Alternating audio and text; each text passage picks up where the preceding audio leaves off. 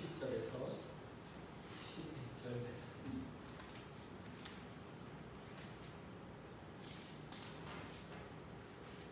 네, 같이 한 목소리 다 채셨어요? 네,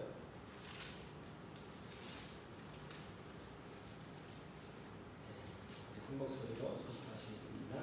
시작. 그러므로 형제들아, 주께서 강림하시기까지 길이 참으라.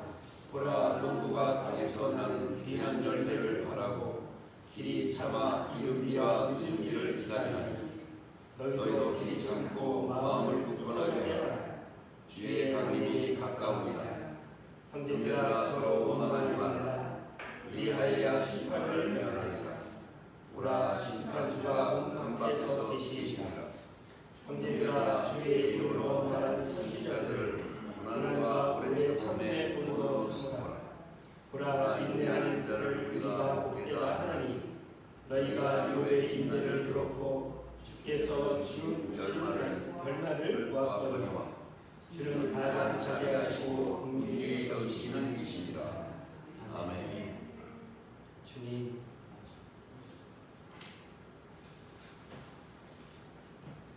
이 시간에 아버지를 올려드립니다. 성령님 친히 오셔서 저희 모두를 주관하고 다스려 주십시오. 하나님, 그래서 성령으로, 하나님 능력으로, 또한 우리 안에 그 모든 것이 실제로 경험하는 시간이 되게 하여 주십시오. 오직 한 분 하나님만 영화롭게 하는, 하나님의 기뻐 받으시는 거룩한 산 제물의 예배가 되게 하여 주십시오. 그렇게 하신 주님을 찬양하며 존귀한 예수님의 이름으로 감사하며 기도하옵나이다.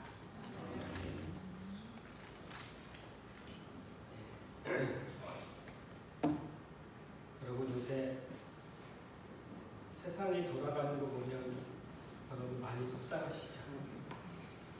속에 분도 좀 나지요. 그죠?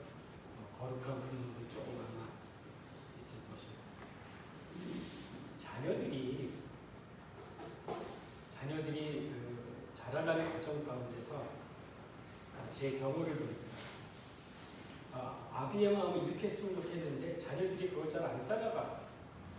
그래서 결국 어떻게 하냐면 잔소리를 하게 됩니다. 이렇게 해라. 그런데 지나고 나서 보니까 그 잔소리로 사람이 변화가 되지 않더라. 그 어떤 것으로도 변화가 되지 않더라. 그 원인이 무엇일까? 어떤 때는 무력으로 때려보기도 하죠. 어떤 때는 율법의 말씀, 하나님의 말씀을 들어서 얘기하기도 하죠. 그런데 변화되지가 않아요. 그래서 성경 안에서 인간을 보는 관점이 어떠한지에 대해서, 인간 눈에 대해서 여러 사람들이 얘기를 했습니다. 그런데 주님과 바울은 그렇게 얘기하고 있어요. 말로서 변한, 잔소리한다고? 그럼 그 사람들이 그걸 모를까요? 이렇게 살아야 된다는 거 알까요? 모를까요? 알죠. 어미가 얘기하면, 아비가 얘기하면 다 알아요. 근데 문제는 뭡니까? 아는데도 그렇게 살아갈 수 없는 그것이 문제잖아요. 그래야 안 그래요? 그래서 인간을 볼 때 우리가 이렇게 살아야 됨에도 불구하고 그렇게 살 수 없는 인간을 어떻게 볼 것인가에 따라서 그 대책이 달라지는 것입니다.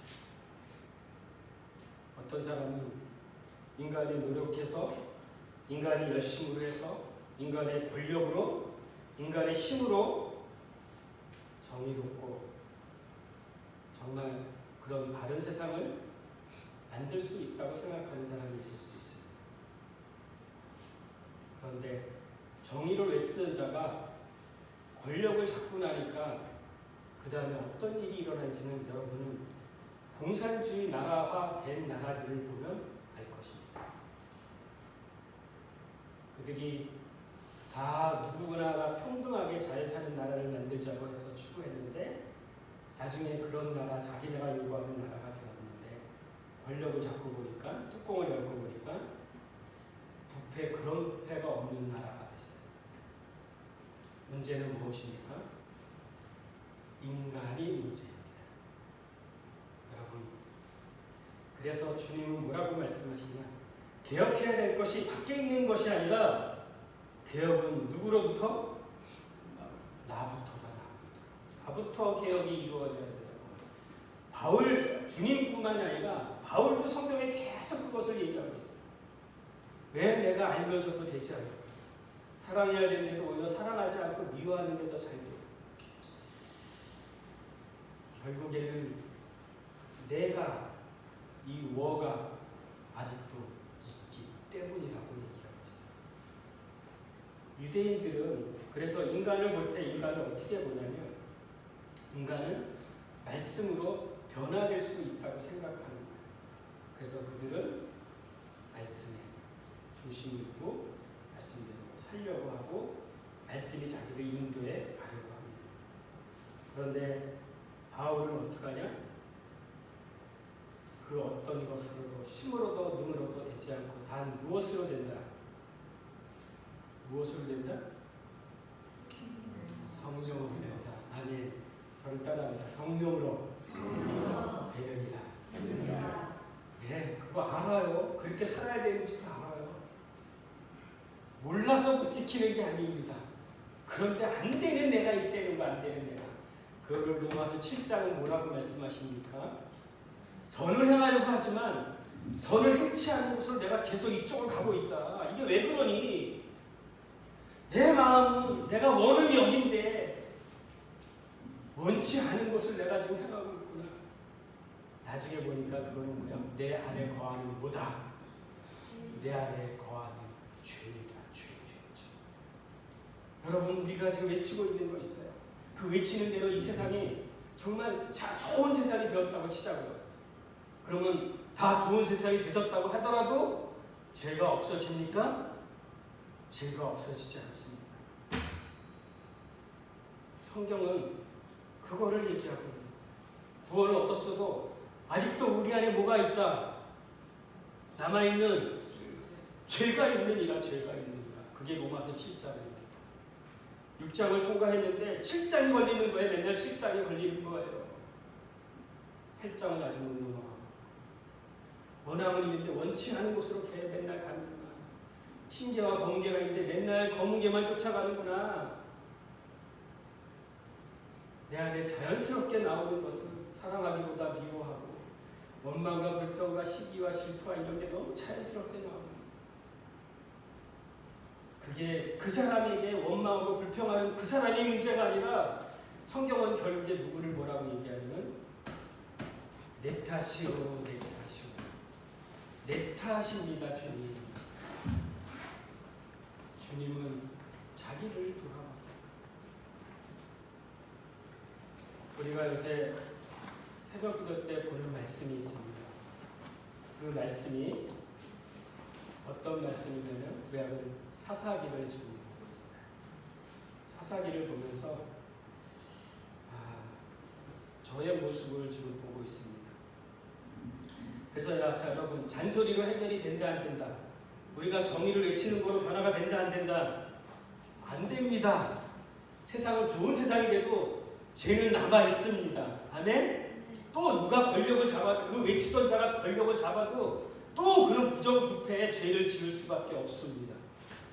문제는 뭐냐? 죄가 문제. 그래서 이걸 해결하기 위해서 먼저는 뭐냐? 죄인인 것을 성경은 깨달으라고 얘기하고 있습니다. 누가? 내가 죄인인 것을 깨달으라고 시작합니다.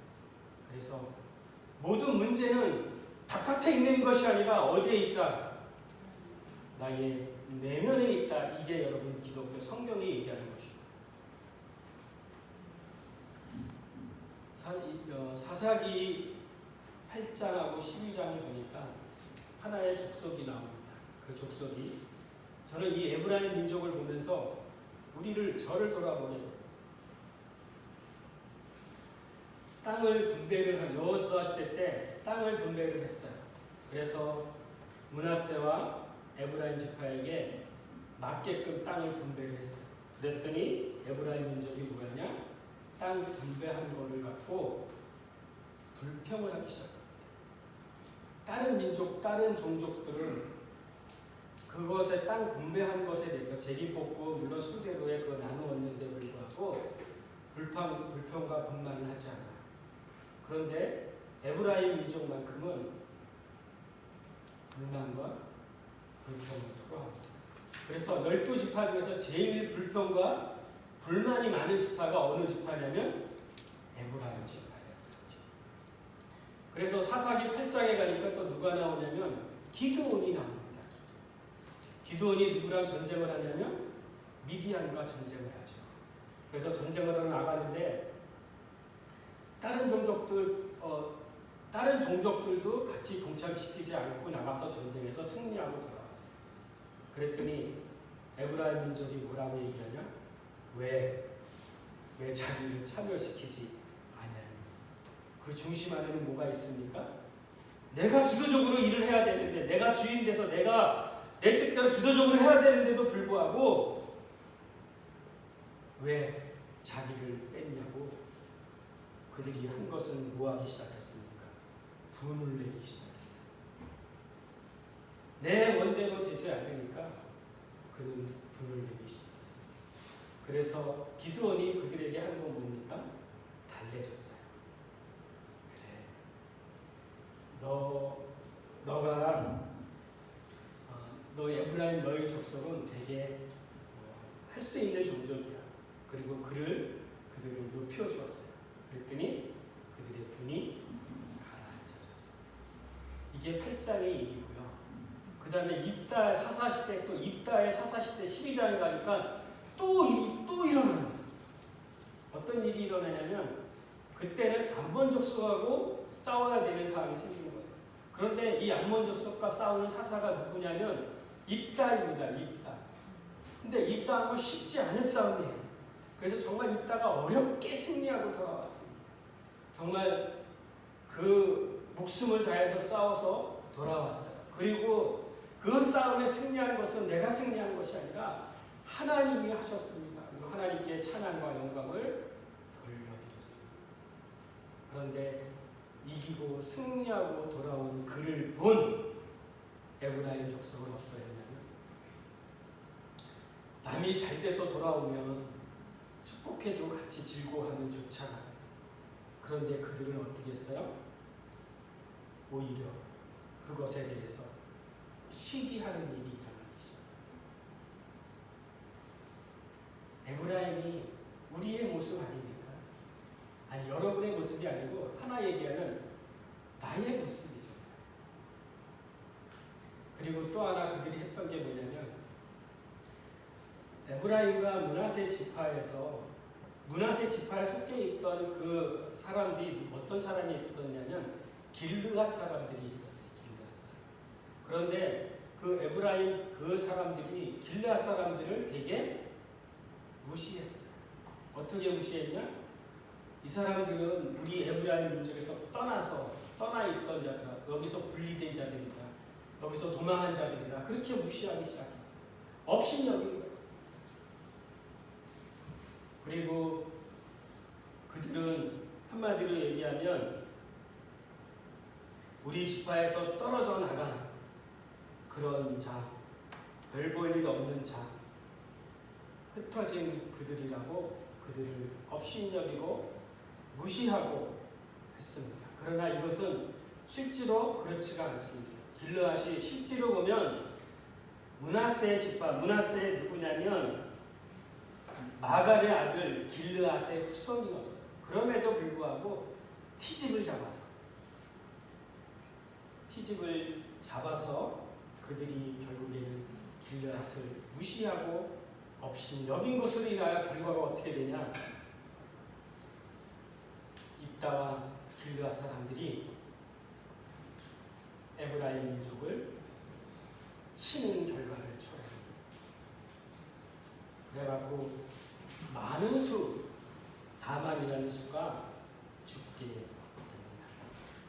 여러분, 저는 사사기를 보면서 그리고 결정적인 순간이 뭐냐면 나중에 되면 이스라엘이 북이스라엘과 남유다로 갈라지게 되는데 그 북이스라엘 갈라지게 결정적으로 이스라엘이 최종적으로 갈라지게 한 중심을 이루었던 사람이 누구냐면 북쪽에 여로보암. 여로보암이 어느 종족입니까? 그냥 우리가 짐작해봐도 어느 종족? 에브라임 종족이에요. 에브라임 종족. 무슨 일만 되면 자신이 드러내 보이고 싶어하고 자기를 알아주기를 바라고 안 알아주면 서운하고 분을 내는 존재. 또한 남이 나보다 잘 되면 오히려 축복하고 기뻐하기보다 시기와 질투가 자연스럽게 나옵니다. 남을 나보다 낮게 여기기보다 없이 여기고 낮추어보는 그런 교만함, 그런 모습이 바로 우리의 모습입니다. 그런데 여러분, 주님은 그런 자들에게 주님은 어떻게 했을까요? 우리가 사복음서나 주님의 하신 일들을 보면서 우리는 무엇을 봐야 되냐면 주님의 본을 받아야 됩니다. 공생의 기간 동안에 제자들과 주님이 함께 하신 게 뭡니까? 가르쳤다고요? 지키게 했다고요? 더 중요한 거 함께 하면서 어떻게 했다? 본을 보였다. 본을 보였다. 본이 뭐지요? 당신이 먼저 그 삶을 살아내셨대요. 제자들은 그 당시 몰라요. 몇 시간 후면 자기를 팔자 그 제자 앞에 서서 그의 더럽고 추하고 대신할 그 자기의 제자의 발을 무릎 꿇고 닦아주셨던 분이 그분이죠. 정말 소망 없는 죄인인데 죄 덩어리인데 불구하고 당신이 죄 덩어리인 우리를 위해서 죄인을 위해서 당신을 내어주신 분이 본을 보이신 분이 그분이 예수 그리스도십니다. 이 당시에 주님 당시에 계셨을 때 죄인의 상징이라고 하는 것들이 있습니다. 문둥병, 소경, 창기, 세리 이런 사람들은 그 사회로부터 소외당했고 버려졌고 사람으로 취급받지 못할 정도의 그런 사람들이었어요. 그런데 불구하고 제자들이 보았던 건 무엇을 보았습니까? 그들에게 나아가서 그들과 함께하고 그들을 치유하고 회복시키시고 그들을 사랑하시는 모습을 본을 보여주셨습니다. 사랑을 하되 자기 제자들만 사랑하는 것이 아니고요. 제자들에게 유대인만 사랑하는 것이 아니고요. 그의 눈은 언제나 이방인과 유대인, 가난한 자와 어린아이와 연약한 자, 상한 갈대가 산에서 꺾어져 떨어져 죽는 그런 상황에서도 그분은 상한 갈대를 꺾지 않으시고 사랑하고 품으셨던 그분이 당신의 사랑의 본을 보여주셨습니다.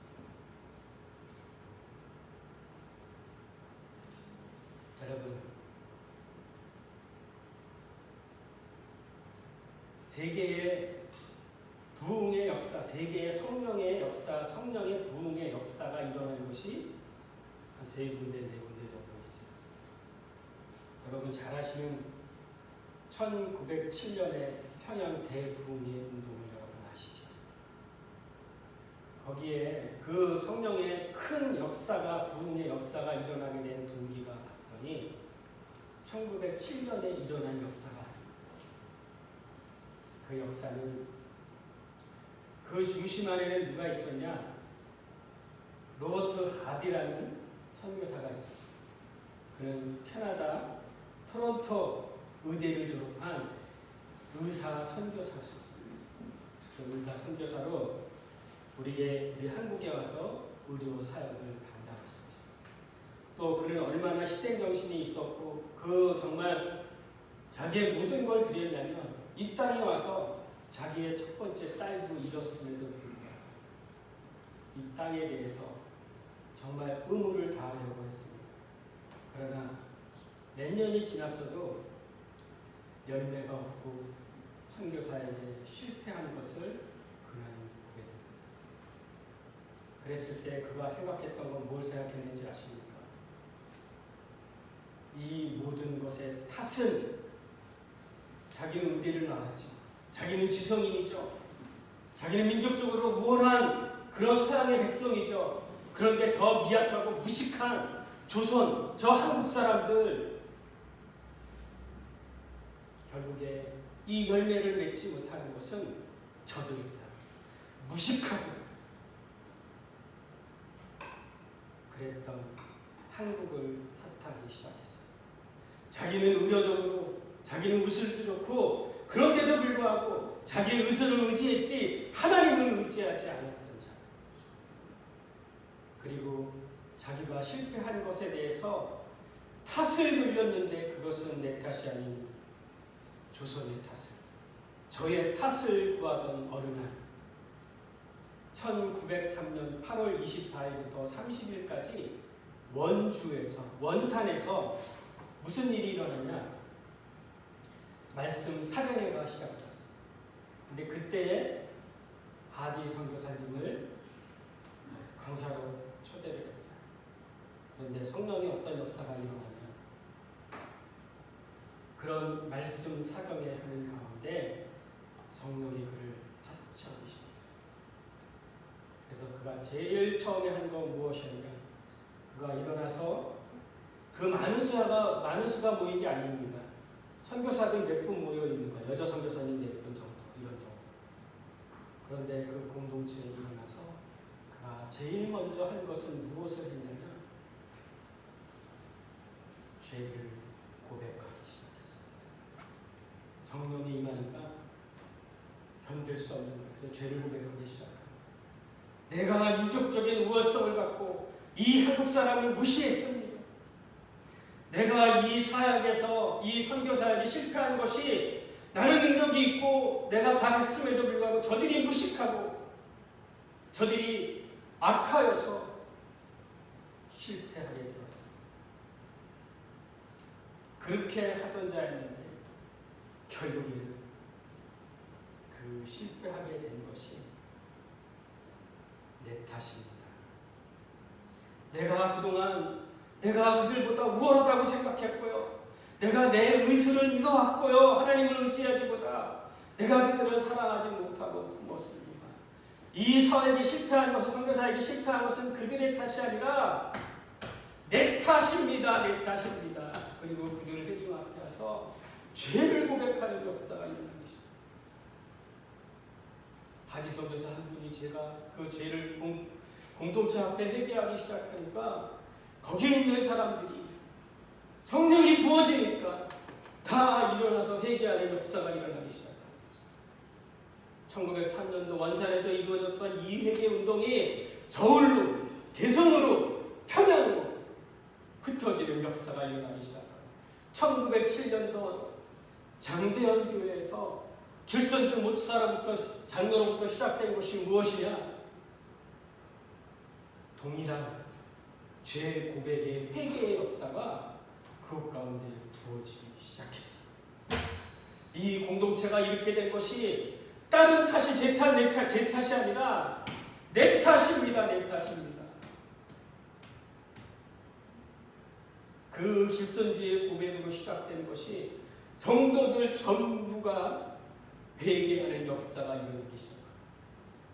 여러분, 놀라운 역사가 무엇인지 압니까?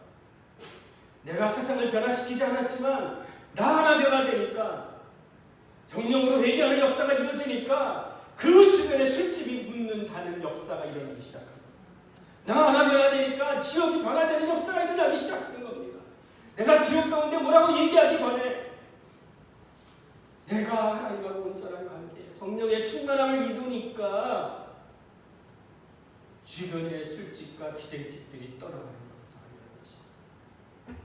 이것이 세계적인 부흥의 역사가 일어났던 것이 평양입니다. 그래서 평양을 통해서 그것의 결과를 내는 게 무엇이었냐면 자기 성찰이 먼저 이루어져야 되겠다고 얘기했던 것입니다. 평양 대부흥을 통해서 먼저 무엇을 봐야 됩니까? 자기의 성찰을 봐야 됩니다.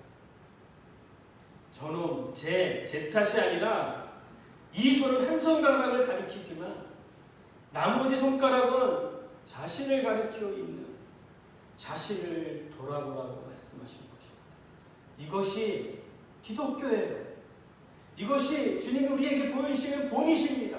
바울이 얘기하는 것이 바로 이것을 얘기하고 있는 거예요. 개혁은 저기가 아니라 너로부터다. 자기 성찰을 말씀하시고 그 다음에 자기의 죄 고백이 공동체 안에 일어난 자기 회개가 그 다음에 이루어지고 그것으로 인해서 개혁이 자기의 계획이 일어나게 되는 것이었어요. 여러분, 하나님의 은혜를 가져오는 통로가 뭔지 아십니까? 자기의 절망입니다. 나로서는 할 수 없습니다. 나는 죄인입니다. 내 탓입니다. 이 절망이 이루어집니다. 하나님의 전적인 은혜가 부어집니다. 저를 따라 나의 절망은 하나님의 전적인 은혜를 가져온다. 내 의술, 내 심, 내 어떤 것이 아니고요. 나는 잿덩어리, 나는 아무것도 할 수 없습니다. 이렇게 된 것이 내 탓입니다. 그렇게 회개하며 나설 때 성령의 역사하는 일들이 일어나기 시작합니다. 여러분, 노마가 어떤 나라였습니까? 노마가 세계를 지배하던 나라 아니었습니까? 그런데 정말 세계를 지배하고 그 권력을 막강한 권력을 갖고 있는 나라였음에도 불구하고 그 나라에서 여러분 마지막 자기의 아들과 자기 딸을 결혼시키려고 하면 누구를 찾았는지 아십니까? 그들은 알고 있었어요. 자기네들이 핍박한 그리스도인, 핍박해 그들은 결국에 세상에 나올 수 없어 결국에 카타콤이라는 데에 숨어서 예배하고 있지만 저들에게는 능력이 있는 것들을 그들은 보기 시작했어요.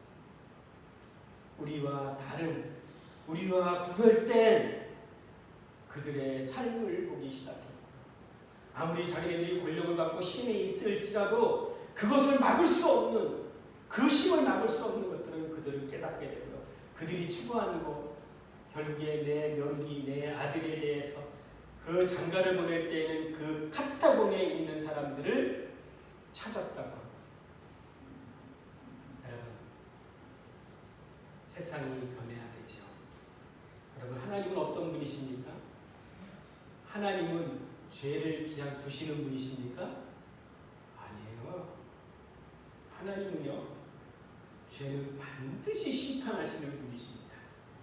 하나님은 심판 주세요. 불의로 진리를 막는 것에 대해서 반드시 심판하시는 분이십니다. 그런데 하나님은 어떠십니까? 인내하시는 분이세요. 인내. 어떻게? 끝까지 인내해서 그들이 돌아오기를 하나님 바라십니다. 그런데 만약에 이 죄악이 관영하여져서 그 진노에 도달하면 하나님은 그것은 더 이상 두지 않습니다.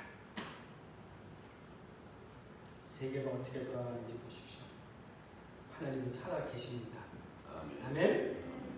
하나님은 넘어가시는 분이 아니세요. 여러분, 그런 하나님을 믿으십시오. 신뢰하십시오. 그리고 개혁을 여러분 밖으로 하지 말고 나부터 시작을 하시기 바랍니다. 성경에는 생명이 두 가지의 생명이 있다고 말씀하고 있습니다. 하나의 생명은 사단으로 온 생명, 선악과의 생명이고요. 또 하나의 생명은 아들 그리스도에게서 나온 생명, 새로운 부활의 생명이 있습니다. 여러분, 이 두 가지의 생명이 어떤 특성을 갖고 있냐면, 만약에 누가 잘못을 했다고 칩시다. 우리 성경에 나오는 예를 한번 들어볼까요? 가늠하다가 현장에서 잡혀온 여자가 있습니다.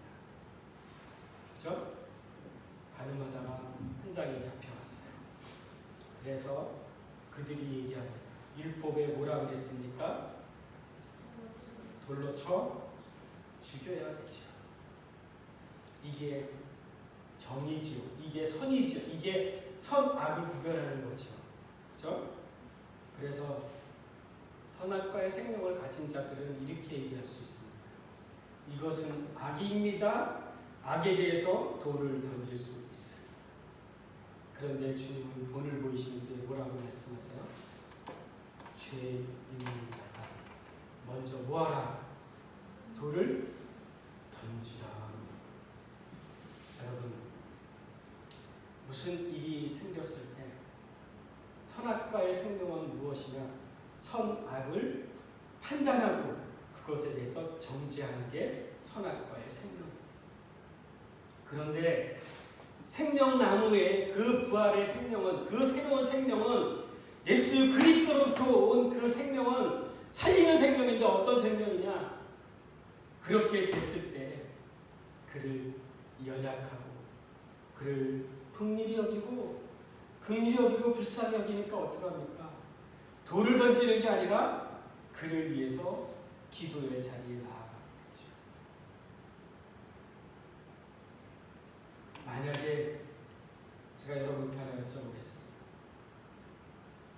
가늠하다가 현장에서 잡힌 그 여자가 여러분의 가족이라면 여러분 어떻게 하시겠습니까? 여러분의 만약에 가족이라면 그들 앞에 서서 너 이것은 선이고 이건 악이고 넌 죄를 졌으니까 너 돌에 맞아 죽어야 돼. 돌을 던질 자가 있을까요? 내 가족이라면. 그런데 주님의 이 말씀에 나이가 먹은 사람으로부터 시작해서 하나를 다 그 자리를 떠나갔다고 얘기하고 있습니다. 그것을 불쌍히 여기고 긍휼히 여기고 연약함을 생각하는 것은 바로 생명나무의 생명에서 나오는 것입니다. 여러분, 무슨 사건이 있을 때 판단하고 정죄하는 것은 누구만이 할 수 있는 것인데 하나님이 하는 자리인데 결국에는 누가 하나님의 자리에 쓴 것입니까? 자신이 하나님의 자리에 서서 선악을 구별을 했다는 것입니다. 이것이 여러분 지금 나오는 게 아니고요. 아담 때에 나오는 것입니다. 아담 때 사단이 와서 아담과 하와를 깨면서 나온 그 생명, 그 선악과를 따먹고 나서 나온 그 생명 안에서 나온 것이 원망과 불평과 판단과 정죄하는 일들이 일어나기 시작한 것입니다. 이것이 선악과의 생명은 사단으로 온 생명. 판단하고 정죄해야 돼. 그것은 하나님의 자리임에도 불구하고 자신이 하나님이 되고 자신이 주인이 돼서 거기서 생각하고 판단하고 비교하고 정죄하는 일이 일어났다는 거죠. 그런데 생명나무의 생명은 하나님의 자리에 서지 않습니다. 내 탓입니다. 내가 주인입니다. 내가 문제입니다. 다른 것입니다. 그래서 선악과의 생명은 뭐냐면 자신도 죽지만 남까지 죽이는 생명이 선악과의 생명입니다. 새로운 생명나무의 생명은 어떠하냐면 자기 사는 것뿐만 아니라 남도 살려주는 생명인 것입니다. 여러분, 나 하나 사는 정도가 아니라 남도 살릴 수 있는 그런 생명이 여러분에게 충만하기를 축원합니다. 아멘. 이것은 그리스도에게서 나오는 성품입니다. 그것은 사단에게서 나오는 것이 아니에요. 오히려 돌을 던지지 못하고 그들을 긍휼히 여기고 불쌍히 여기고 그들을 위해서 안아주고 그들을 위해서 기도해 줄 수 있는 것입니다. 그럴 때 정죄하지 않고 그렇게 할 때 그들이 변화가 일어나는 것입니다. 주님 안에서 나오는 생명은 능력이고요. 주님 안에서 나오는 생명은 주님에게 있는 성품들이 나오는 것입니다. 그래서 성경은 딱 두 가지를 얘기하고 있습니다. 선악과의 생명, 생명나무의 생명. 이 선악과의 생명은 사단, 흑암의 권세 아래 있던 생명. 이것은 아들의 나라, 하나님의 나라에 있는 생명입니다. 그래서 이 나라에서 살아가는 원리는 뭡니까? 사랑하고, 섬기고, 낮아지고, 용서하고, 용납하는 것입니다.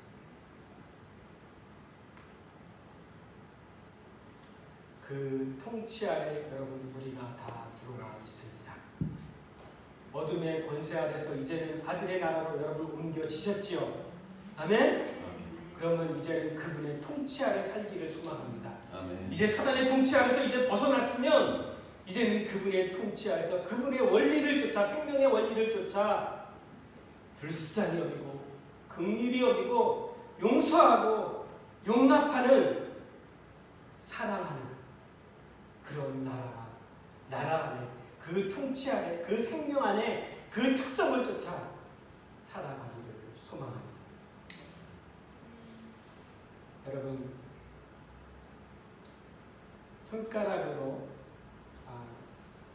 기독교가, 여러분 우리가 전반적으로 얘기하는 기독교가 개신교만 기독교라고 얘기하지 않습니다. 통계상으로 기독교라고 얘기할 때는 정교회도 기독교고요, 콥틱도 기독교고요, 또 카톨릭도 포함을 시킵니다.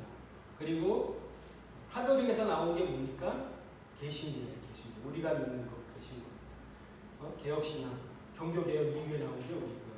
또한 카톨릭에서 나온 게 성공회가 있고요. 그래서 나머지 교들이 있는데 그들이 하나같이 다 하는 게 있어요. 우리 개신교만 빼놓고. 그게 뭐냐면 성호기도라는 거예요. 성호기도. 카톨릭만 하는 게 아니고요. 정교회도 하고요, 콥틱도 하고요, 성공회도 하고요. 다른 그리스도를 믿는 교들은 다 합니다. 그게 뭐냐면 이렇게 합니다. 요 세 개 뭐냐면 성부, 성자, 성령을 말씀하시는 거고, 그 다음에 요 두 가지는 예수 그리스도의 인성과 신성을 얘기하는 거예요. 그래서 이거를 성호기도라고 하는 겁니다. 어떻게 하냐면 이렇게 합니다. 성부와 성자와 오른쪽 성령의 이름으로 기도합니다. 아주 간단하죠. 그죠? 그러니까 하나님의 삼위의 하나님을 믿고 예수 그리스도의 신성과 인성을 믿음의 고백을 하는 그 기도를 해요. 그런데 개신교만 이걸 하지 않습니다.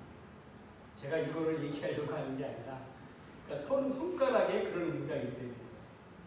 자, 여러분 우리 제탓 한번 해봅시다. 손가락하고 가르쳐보세요. 제탓. 자, 그러면 상대를 지금 몇 개를 가리키고 있어요? 하나. 나머지는 누구를 가리키고 있습니까? 자, 요거 위에는 제하면 뭐 하나님도 얘기할 수 있지만 요거는 그냥 무시해야지. 요거는 상대 제탓하면 하나는 제를 가리키죠. 그죠? 근데 나머지 세 개는 누굴 가리킵니까? 나를 가리켜, 나. 제가 문제야. 아유, 저놈 저거. 제만 없으면 우리 교회가 잘 될 것 같아. 제가 문제야. 제 탓이야. 내가 이렇게 안 되는 건 제야, 제. 그런데 성경은 이게 아니라, 이거 하나가 아니라 뭐라는 거예요? 세 개가 누구를 가리킵니까? 이게 주님이 우리 가운데 얘기하고, 너 남한테 정죄 비판 돌 던지기 전에 너 안에 죄가 있다. 네 속에 있는 문제. 너는 그 다른 문제가 아니라 네가 선을 행하려 하지만 하지 못하게 하는 그 무엇이 있는데 그게 너 안에 아직 있는 거야. 그게 네가 죄가 너 안에 있느니라. 그거를 깨달아라. 제 탓이 아닌 내 탓입니다. 제가 문제가 아닌 세 명인 내가 문제입니다. 여러분, 이렇게 됐을 때 그 교회가, 그 공동체가 초대교회가 돼요. 여러분, 완전한 공동체가 있을까요? 싸움이 없고 우리가 얘기했던 사랑하고 품고 긍휼히 여기고 용서하고 용납하는 그 완전한 공동체가 세상에 있을까요? 그런 공동체는 세상에 하나도 없어요. 그러니까 교회는 누가 모입니까? 죄인들이 모이는 거야, 죄인들. 그죠? 그러니까 여러분 어떻게 해야 돼요? 용서하고 용납하고 자신을 돌아봐야 돼요. 이렇게 된 것이 제 탓이 아닌 내 탓입니다. 내가 연약합니다. 내가 연약해서, 내가 부족해서, 내가 죄가 있어서, 내가 죄인이어서 이렇습니다. 여러분이 고멜이라고 얘기하면 여러분 되게 기분 나쁘죠. 창녀와 같은 고멜이라고 하면 기분 나쁘죠. 그런데 여러분 상황과 어떤 환경만 맞으면요, 여러분 언제든지 고멜이 될 수 있습니다. 우리가 그런 죄 구원받았지만 아직도 우리 안에 죄가 있습니다. 그래서 성경은 이것을 뭐라고 말씀하시냐? 이루어 가야 되는 과정이 있다고 말씀하십니다. 죄를 이겨가야 되는 과정이 있는 것입니다. 그래서 성경은 이렇게 말씀하고 계십니다. 세상을 변화시키기 전에 세상을 이길 수 있는 방법은 딱 한 가지 방법이 있습니다. 어떻게 하면 이길 수 있을까요? 은하. 세상을 이기려면 누구를 이기면 세상을 이길 수 있어요? 할렐루야. 여러분 세상을 이기고 싶습니까? 그러면 누구를 이기면? 내 자아를 이기면. 내 안에 아직도 남아있는 이 죄, 이것을 이기면, 내 자아를 이기면, 내 자신을 이기면 세상을 이길 수 있습니다. 사단을 이길 수 있습니다. 그래서 성경은 계속, 바울은 계속 이거를 말씀하고 있는 거예요. 나를 이기면. 그래서 제가 전에도 한번 얘기했죠. 화염검이 어떻게 생겼다고요?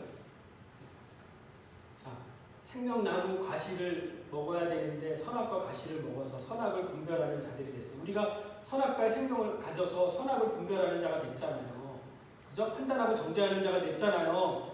그래서 하나님이 그 에덴 동산을 쫓아내게 하기 위해서 쫓아내면서 그 하나님이 하신 게 뭐냐면 생명나무 과실을 못 먹게 하기 위해서 불을 두시고 거기에 뭐를 두셨어요? 도는 화염, 불칼을 돌게 했다. 불칼을 본 사람이 있어요, 없어요? 한 사람도 없어요. 근데 제가 볼 때는 불칼이 이렇게 생겼을 거예요. 앞에는 전에도 얘기했죠. 긴 칼이 있어. 이거는 누구를 상대로? 싸워야 될 대상이 있죠, 여러분. 그죠? 세상도 있고 진짜 마지막은 사단이죠. 그죠? 이 죄가 있는 것은 사단이 있기 때문에 그러는 거 아닙니까? 그런데 그 칼 끝에 부분은 누구를 향하고 있다? 내 자신을 향해 있는 작은 칼이 하나 있어요. 이 칼이 들고 있는 것이죠. 그래서 저는 십자가 신학을 항상 얘기하면서 제 메시지의 중심은 뭡니까? 십자가의 도죠. 그죠? 십자가의 도의 중심은 딱 한 가지더라고요. 내가 죽으면 그들이 산다. 내가 죽은 십자가 계속 누구로부터 시작해요? 나로부터 시작해요. 내가 죽은 십자가가 돼야 돼요. 이 화염경의 이 신학이 결국에는 작은 칼은 나를 향해 있어 내 정과 욕심과 이생의 자랑과 안목의 정욕이 올라올 때마다 나를 처복종시키는 십자가에 못 박는 십자가를 적용하는 그 일이 이루어져야 된다고 얘기하는 거예요. 십자가를 이렇게 통과한 자, 내 인의 정과 욕심을 못 박으면 이제는 밖에 있는 것들을 이길 수 있다고 말씀하십니다. 아멘.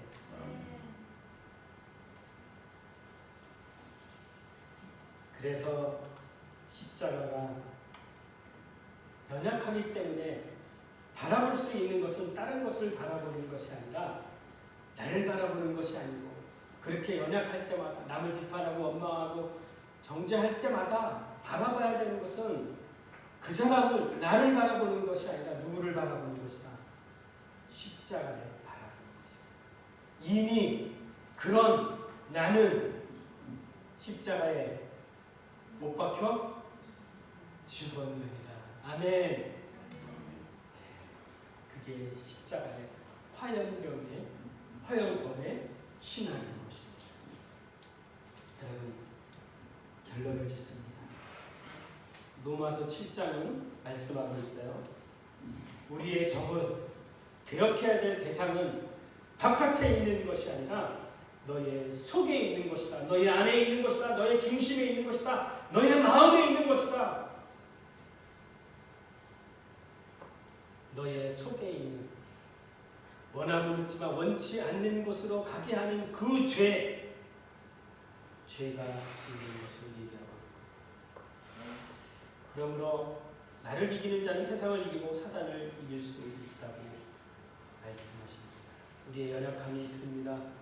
구원을 받았음에도 불구하고 구원을 이루어 가야 되는 과정이 우리 안에 남아 있습니다. 십자가를 적용해야 되는 그 과정이 우리 안에 남아 있습니다. 그럴 때마다 여러분, 선악과의 생명이 드러날 때마다 여러분, 손가락을 생각하십시오. 뭐를 생각하라?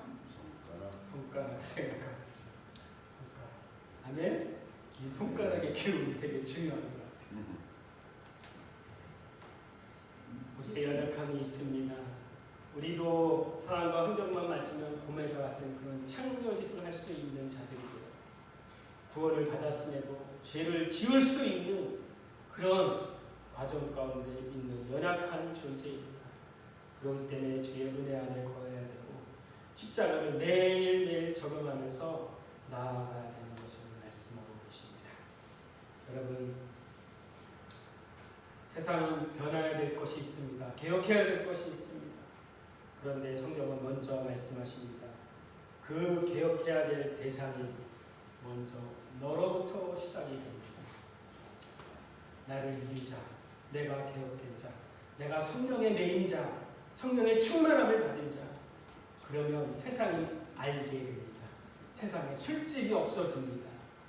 세상이 오히려, 세상은 타락해 다 썩어 죽어져 가는데 그들이 자기 아들들을 장가보내기 위해서 카타콤에 있는 사람들을 불러낸다는 것입니다. 이미 십자가에 못 박아 죽은 자, 세상을 이길 수 있습니다.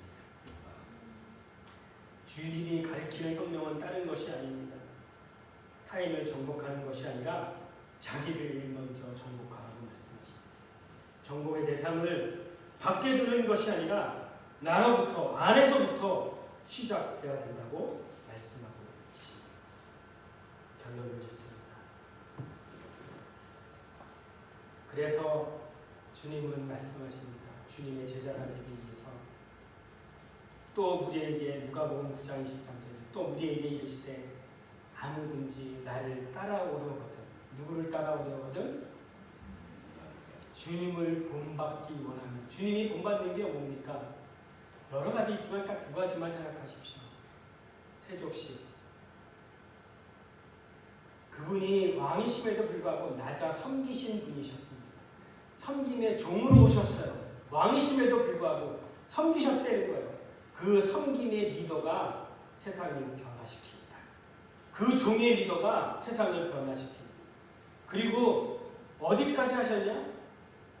자기를 내어 죽이기까지 하신 그분. 누구를 위해서? 의인도 아닌 죄인을 위해서. 죄인을 위해서 당신을 내어준 그것이 성만찬입니다. 주님이 오늘 보신 거 여러 가지 있지만 여러분 두 가지 세족식과 성만찬을 여러분 항상 기억하십시오. 주님이 본을 보이셨습니다. 그리고 주님이 말씀하십니다. 누구든지 나를 따라오려거든 자기를 부인하고 뭐하고? 자기를 부인하고 날마다 자기 십자가를 지고 나를 따르라고 말씀하십니다. 여러분, 나는 매일매일 부인되어야 됩니다. 아멘? 나는 의인이하고 죄인입니다. 나는 연약합니다. 나는 부족합니다. 언제든지 죄를 질 수 있습니다. 제 탓이 아닌 내 탓입니다. 내 탓입니다.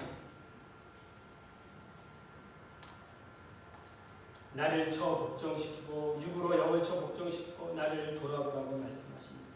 공동체가 어려움을 겪을 때 그 어려움을 겪는 것이 제 탓이 아니라 나의 탓입니다.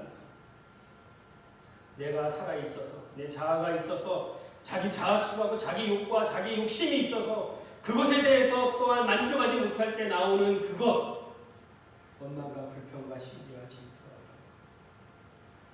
자신을 드러냄으로 인하여 자신의 연약함으로 인하여 공동체에 늘 그쳤습니다. 내 탓이오 내 탓이오 내 탓입니다. 여러분의 주도권을 주께 넘기시기 바랍니다. 판단하고 정죄하고 심판의 자리에 섰던 자 있다면 이제 그 심판의 자리, 원래의 자리, 그 주도권을 하나님께 넘겨드리십시오. 그분은 반드시 심판하시는 분이십니다. 지금 심판하지 않으세요. 그러나 반드시 관용할 때 그분이 심판하시는 분이십니다. 그 자리에, 하나님의 자리에 쓰지 마시고 판단하고 정죄하지 마시고 여러분의 주도권을 하나님께 넘겨드리십시오. 그분이 그분의 때에 반드시 심판하실 것입니다. 아멘. 우리에게 본을 보이신 주님의 마음으로 우리는 모두 사랑해야 돼요. 그래서 사랑할 때 허다한 것이 다 덮어진다고 말씀하십니다. 나의 주도권을 넘기고 내가 주관하고 다스려서 했던 그 모든 것의 주인의 자리를 그분께 넘겨드리십시오. 나는 할 수 없지만, 나는 변화시킬 수 없지만 그분이 오셔서 그분으로 살아갈 때 성령으로는 가능하게 변화가 일어날 것입니다. 하나님이 그래서 결국은 하나님이 기뻐하는 초대교회 같은 그런 서로 사랑하고 용서하고 용납하고 섬기는 그런 귀한 공동체가 우리의 공동체가 되기를 주님의 이름으로 축원합니다. 아멘.